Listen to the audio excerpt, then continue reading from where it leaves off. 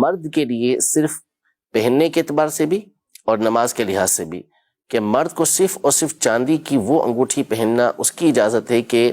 جو 4.5 ماشا سے کم کی ہے، ٹھیک ہے، اور چاندی کی ہے، اور اس میں ایک ہی نگ لگا ہو، اور 4.5 ماشا سے کم کی ہے، ایک چاندی کی انگوٹھی ہے، تو ایسی چاندی کی انگوٹھی مرد پہن سکتا ہے اور اس کو پہن کر وہ نماز میں بھی آ سکتا ہے، ٹھیک ہے،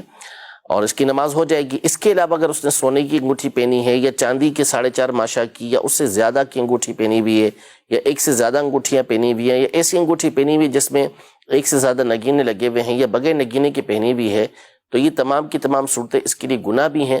اور اس صورت میں اس کی نماز بھی مکروہ تحریمی ہوگی، جس کو دوبارہ اسے پڑھنا پڑے گا۔ اچھا، دوبارہ اس کو نماز۔ اسی طرح کسی نے 1 سے 2 انگوٹھیاں پہن رکھی ہیں تو بھی اگرچہ چاندی کی ہوں، جی، تو بھی اس صورت میں اسے